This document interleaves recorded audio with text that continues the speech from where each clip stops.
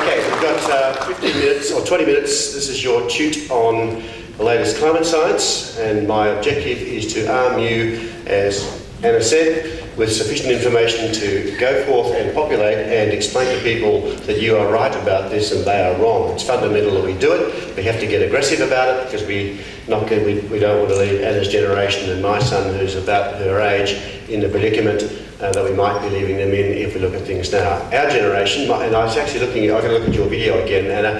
I think I was one of those hippies in the video there. But what we've got to understand is that my generation is going to be the first generation of the human society that's not going to be around to see the consequences of our actions. And I think that's a deplorable situation. So, this is what I'm going to talk about. Science of climate change, the evidence for climate change. We're going to look at the obligation we have to respond as a developed nation, developed society, and then look at the opportunities in response. So we look quickly at the science. I'm going to take you back to some really old guys, even older than me, because this is just simple physics, frankly, and they were talking about it in the 1820s. Look at our neighbour planets. This is your information. You can take this away and use this. How do we understand ice ages, and what's the difference between climate change and an ice age? The 400 part per million milestone we've just passed. What's the newest science? Then look at the models and what the models are telling us to expect. Here's the old guys. Any mathematicians with us? Maths teachers anywhere? Here's one. Jean-Baptiste Fourier, Fourier series, famous mathematician, in 1824 postulated what we now know as the greenhouse effect. He, looking at atmospheric gases, might increase the surface temperature of the Earth in 1824. John Tyndall, an English engineer in the middle or later 1800s, explained atmospheric heat in terms of the capacities of water vapour and various gases to absorb radiant heat, infrared energy. So in other words, in his lab he was the first to prove something that we now call the greenhouse effect. Now this clever bloke, Svante Arrhenius, a Swedish Nobel chemist, looking at the ice ages, in fact published in the Philosophical magazine in 1896, that if you double the amount of carbon dioxide in the atmosphere, you're likely to increase the global temperature by 5 or 6 degrees. Guess what the IPCC came up with in 2007? Around about the same numbers. So we know how this works. We can prove it by looking at the planets around us. Okay, we'll quickly look at Earth's atmosphere. 78% of our atmosphere is nitrogen. You all learned about this in secondary school. Just 0.04% of CO2, but it gives us a greenhouse effect that has stabilised our climate. The average temperature of our planet is about 15 degrees, plus 15 degrees. Without that tiny bit of CO2 in the atmosphere, the average temperature of planet Earth would be minus 18. That tiny 0.04% of CO2 in our atmosphere has enabled life to evolve as it has on our planet. If we look at Venus, closer to the Sun, very CO2-rich atmosphere, the strongest greenhouse effect of any planet, it's 460 degrees on Venus. Go even closer to the Sun, to Mercury, go further out to Mars, 95% CO2, but a very little atmosphere. No greenhouse effect, and it's really cold. Minus 87 in wintertime, up to minus 5 in summertime. And if we go even closer to the Sun, you expect it to be really hot, closer to the Sun, no atmosphere, minimum temperatures on Mercury, minus 220 in wintertime, up to 420 in summertime. So Earth is just right because of this tiny little bit of CO2, and it's critical at low concentration. So that's important. Milankovitch cycles. Russian bloke called Milankovitch during the Second World War, 1940, worked out why we have ice ages. He said, well, the Earth doesn't go on a circular orbit, it's elliptical, and it sits on an axis, and this axis is 22 or a bit more at different times in Earth's history, and there's a thing called precession as well. Put all these things together, these little wobbly bits, overlap them, and we work out there are different times when the Earth is getting more solar radiation and less solar radiation, and they're on about 100,000 year cycles down the bottom. That's what we get the great ice ages of the planet. Nothing to do with CO2. So this business of Andrew Bolton, we won't talk about him, but indeed CO2 does follow the temperature. But it's because of these ice age cycles, not because of CO2 in geological history. Where are we now? And I'm going to introduce you to Peter Cox, a scientist from Hadley Centre now. Chloe, we just hope and pray. I forgot to tell Chloe I had audio in my presentation, so that's why we were hurriedly doing things at the beginning of the night. Let him explain it. of where the Earth system now sits. Now there's very strong evidence that certainly in the last million years that the climate system has regulated itself between glacial and interglacial periods. And these are quite tightly constrained, with carbon dioxide levels typically between 280 and 180 parts per million. We're now at 380 parts per million. So the issue is that we've pushed the system that does regulate itself beyond where it normally regulates. And that's why there's a possibility that what were previously stabilising effects become destabilising. So what he's saying is for the last million years we've been between those boundaries, through the little glacial periods, right through the last million years. But now we've taken ourselves to something quite different, and here's the latest curve. Indeed, this is the milestone we've just passed. We've just ticked over 400 parts per million. And what we're really scared about is doubling CO2. We go back to Svante Arrhenius' prediction: if we double CO2, we take ourselves to 5 or 6 degrees higher than pre-industrial temperatures. So that's the simple basic physics. What does that mean in terms of temperatures? You've all seen graphs that look a bit like this. So here's the CO2 curve plotted against global temperature curve, and if we look at our own Australian data from our highly respected institutions of the Bureau of Meteorology and CSIRO, and look particularly, they've highlighted a couple, 1998, which Corey Bernardi still thinks is the warmest year we've ever had. I don't know where he gets his information from, it's wrong. 2011 is the warmest year, and in fact that was a La Nina year, a cool year. The El Nino years are the hot years, and here's 2011, 10th warmest year ever, and it's a cool year. It's a La Nina year. So we've got to understand that. The key question, of course, is how can we distinguish between variations due to natural causes and those variations of the climate that are induced by human activity. And the key thing that convinced me, at any rate, was a graph like this one that we marked out on the floor that had been prepared from climate scientists like Professor Peter Cox. Now, explain to us the significance of this graph. Okay, what we're going to do is to take a walk through time. And the first thing to note as we walk through is that the climate is naturally variable. It's a spiky beast. Occasionally there's a downward trend that's associated with a volcano going off that cools the system down because of the dust it throws up. But generally it just oscillates around. And then we get to a period around about 1910 where you can start to see an upward trend, a warming of the climate, global warming if you like. And the issue is, what caused that? Was that humans or was that natural? So what we do to try and work that one out is to take a climate model and to put in the various factors. And what we can see with this green curve here is a climate model that includes just these natural factors. So this is when volcanoes go off and the output from the sun. And you can see that the green curve can reproduce reasonably well this mid-century warming. So up to this point, you could reasonably argue climate variation can be explained by natural factors. But as we move on, we can see that's no longer true as you get to the latter part of the 20th century. From about 1970 onwards here, you can see the red curve, the observed temperatures, and the green curve really beginning to diverge. And the question again is, what caused this recent warming? So we run the model again, and we include human factors. Particularly we include the greenhouse effect, mostly from carbon dioxide that comes from fossil burning. And then we get this yellow curve, and we can see, as well as reproducing the mid-century warming, we get this recent rather rapid warming reproduced. And that tells us two things. One is that the model looks realistic, it looks like the real world, and the second thing, the model tells us that this recent warming is due to human beings. So the model, we've proved the models to be correct. The only way we can replicate the warming we're measuring is to believe that the models we're using work. Got that? It's really important. What's happened just recently, you will have heard particularly in the Murdoch press, there's a bit of new science in Nature Geoscience, which means that global warming doesn't exist. It's not what that article said at all.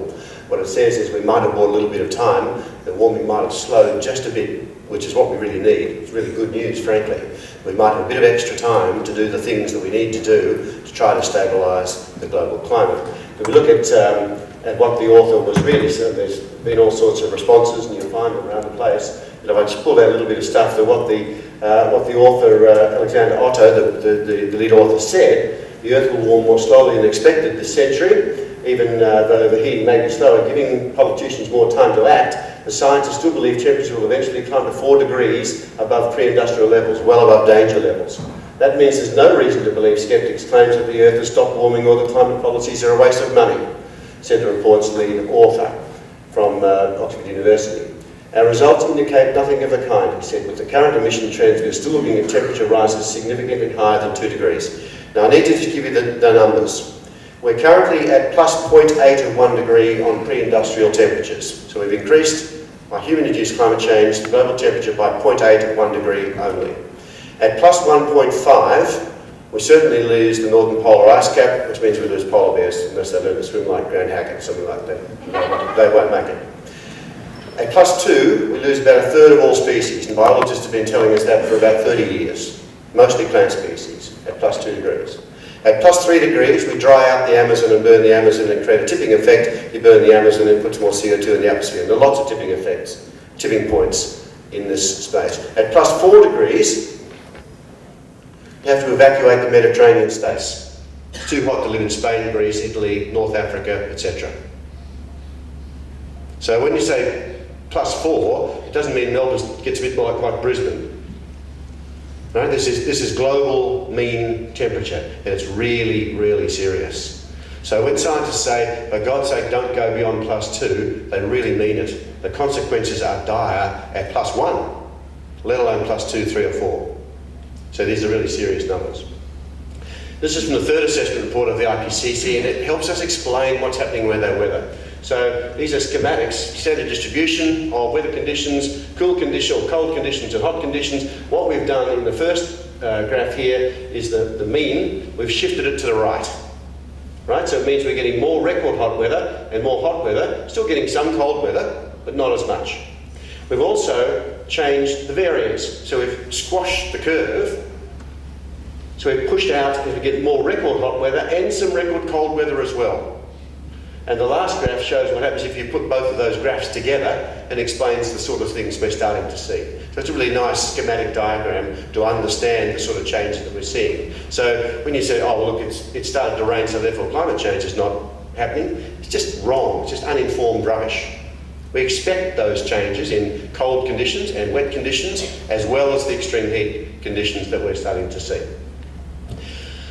What do we have to do about it? Nature's probably the preeminent science journal in the world, and scientists are saying it's highly unlikely that we'll be able to keep to plus 2 degrees. I was speaking last year to the Chinese delegate who was at the Doha climate talks. He's optimistic, says we can, which is fantastic to hear. We've got to do a lot of things, and China's moving much faster than Australia, by the way, on some of that sort of stuff. Looking at this graph here, what this tells us is if we do want to peak at, say, say the 50th percentile, the halfway, the 50-50 chance of reaching these temperatures. If we're going to take that orange curve only to 2 degrees and then flatten it out, we've got to peak our emissions by 2015, globally. That's the scale of the problem. If we wait until 2025, the median case is 2.5 degrees. If we wait till 2035, we get to plus 3, that's the Amazon. So that's the really hard numbers. The lag effect of CO2 in the atmosphere is massive, and that's why we have to act now. Some of the evidence, well, the planet is warming in geological times really fast, faster than it's possibly ever warmed before. We're breaking weather records all the time. We'll look at some new maps. Kevin Trenmouth I'll look at as well. Let's make a quick mention of James Hansen, who's the father of climate science. Hansen now uses the term, we're loading the dice, as if we were playing a game with dice and we had the dice loaded so we were always going to get sixes. Right? We're doing that with the atmosphere. We're loading the dice the wrong way. Let's look at this stuff. This is NASA's data, so this is real information. This is going back to the late 1800s. We can actually take this data and map it graphically like this, and you can see that there really wasn't much change in global temperatures through the early parts of the 1900s. And as we get up to 1950, 60, 70, and indeed this phenomenon has really only happened in the last 5 decades. It's been a really rapid change as we get up to the 40s, and we start particularly in the northern hemisphere to see all this warming. So you'll understand why the northern polar ice cap's melting, because the water up there is getting a whole lot warmer. In the 60s, some cooling as well. 70s now, 80s. Katie, my timer's not working, so you need to give me some, my computer, so I need to help out. 5, okay. Bringing us up to current. This is fairly horrific. So 2010 and 2005, hottest years on record. 2012, the ninth warmest of any year since 1880. And with the exception of 1998, the 9 warmest years in the 132 records we have occurred since 2000. So we're getting warmer. The other impacts, coastal erosion with sea level rise. This is Russian summers. 15,000 people died in fires in Russia in 2010, and these are their recent summers, all on the right-hand side of the standard distribution. Tornadoes, our own bushfires. We're freezing up airports pretty regularly around the world. We've got aeroplanes sinking into the runway at Reagan International, and these must be really dumb engineers in Washington, because they build tarmacs that won't hold an aeroplane anymore. Fires they had in the States last year, their worst drought, hottest ever, and of course the impacts of Hurricane Sandy, way north up the east coast. This is, and Anna mentioned this is what's happening with the northern polar ice. And it's, you know, back in the 70s and 80s there was only just a slow decrease, but unfortunately, most recently, the changes have been remarkable. So this is the annual shrink, grow with winter, summer. And we come up towards 2008, 2009, they were pretty horrific years. It runs a bit slow, this, doesn't it?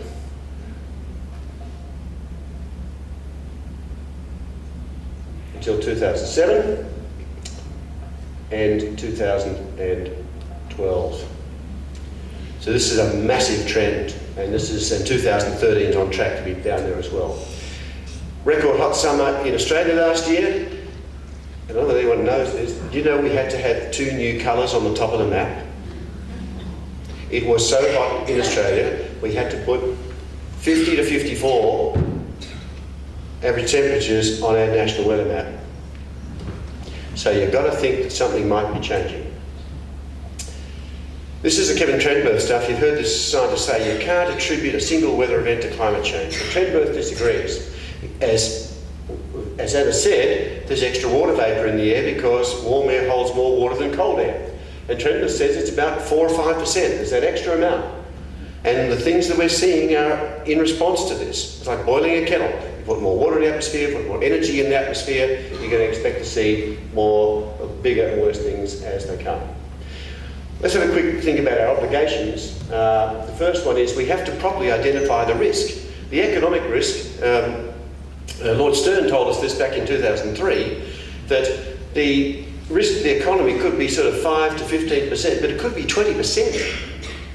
Whereas the cost of doing something is about 1.5% of GDP, which if you take that out to 2050 means that you don't make the profit you made in 2050 until September of 2050 that you would have made in January of the same year, because the expected production and productivity would have trebled. So I mean, this argument about we haven't got enough money to do anything is just ludicrous, because the economic risk is probably equivalent to the other risks as well. We need to understand we're supposed to be operating under a precautionary principle rather than radical business as usual. So I'm a conservationist. The people who are saying we can't do anything about it, those people are the radicals, because they're putting future generations at risk, in my mind. This is fascinating. This is the leader of the Liberal Party in 1990, a bloke called Peacock, if you remember him. The colt from Kooyong. You can't read that little box there, but that's what it says. Liberal Party policy in 1990 was for a 20% reduction in greenhouse emissions in Australia by the year 2000. They'd been informed by Australia's top scientists in 1987 at the National Academy that that would be a precautionary position to take. Today, our national target is 5% by 2020. There is a responsibility of developed nations. I believe that nations that have profited from a world without carbon constriction should lead the way in terms of ambition. The talks were part of a lead-up to a major climate conference in Paris in 2015. It's hoped that there a new global deal on climate protection can be signed. Now, something interesting that Perezzoli touched on was that China has now overtaken the United States as the world's biggest producer of carbon dioxide. So getting both nations to agree on a new global climate pact will be a major challenge in the lead up to the talks in Paris. There's this game between the US and China where none of them is going to move first. So they're both waiting for the other one to move first. And in the meantime, temperature is rising. People in China are suffering, people in the US are suffering. We saw Sandy the other day. We see what happens in the coastal areas of the US, the coastal areas of China. Food is going to be a big issue for Chinese people.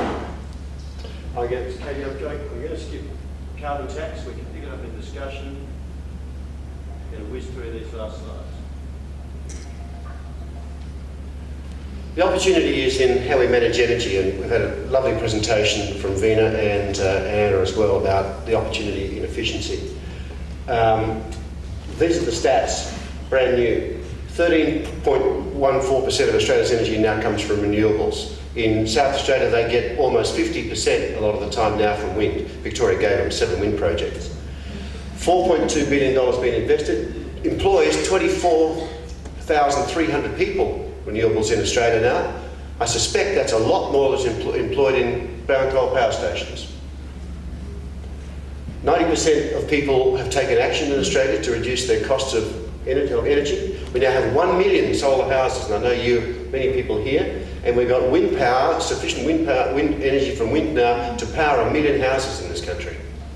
So we're really starting to do something, but we could do a whole lot more. For example, we could try to be like Germany. 86 million people, 20% of Germany's energy now comes from renewables. They've got more solar installed than the rest of the world combined. They're closing down nuclear power plants. They've got a 40% reduction target by 2020. Feed-in tariffs, their electricity is the most expensive in the world.